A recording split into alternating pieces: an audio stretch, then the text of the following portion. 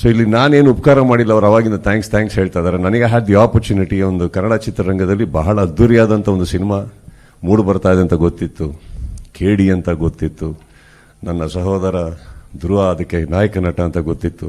ಆದರೆ ಅಷ್ಟು ದೊಡ್ಡ ಸಿನಿಮಾ ಆಗ್ಬೇಕಾದ್ರೆ ನಾವು ಎಲ್ಲೋ ಒಂಚೂರು ಇರಬೇಕೆ. ಕನ್ನಡದ ಯಾವುದೋ ಒಂದು ದೊಡ್ಡದ್ರಲ್ಲಿ ನಾವೊಂದು ಚಿಕ್ಕದಾಗಿರೋಣ ಅಂದ್ಕೊಂಡು ಬಂದಿದ್ದು ನಾವು. So that's all it is. And press meet start ಮಾಡೋಣ. ಸೊ ಇಲ್ಲಿ ಇದ್ರ ಮೇಲೆ ಹೇಳೋಕ್ಕೆ ಏನೂ ಇಲ್ಲ ನನಗೆ, because I think you have to see the film.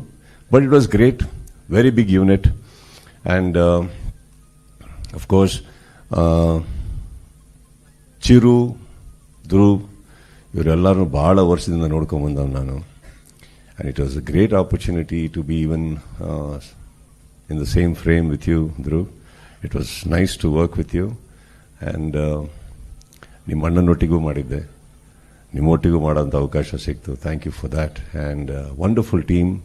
And Prem ಎಲ್ಲಿರ್ತಾರೋ ಅಲ್ಲಿ ಅದ್ಭುತವಾದಂಥ ಒಂದು ಎನರ್ಜಿ ಇರುತ್ತೆ ಸೆಟ್ಟಲ್ಲಿ. That much I can say. ನಾನು ವಿಲನ್ ಮಾಡಿದಾಗ I enjoyed working with him, because cinema ಬಿಟ್ಟು ಆ ಪ್ರಪಂಚದಲ್ಲಿ ಬೇರೆ ಯಾರ ಬಗ್ಗೆ ಮಾತು ಬರಲ್ಲ, ಅನಾವಕಾಶವಾದಂಥ ಯಾವುದೇ ಒಂದು ವಿಚಾರಗಳಿರಲ್ಲ, ಯಾರ ಬಗ್ಗೆ ಕೆಟ್ಟದಿರಲ್ಲ. Cinema cinema cinema cinema as I told you, ಹೋಗು ಇದ್ದೇ ಇರುತ್ತೆ.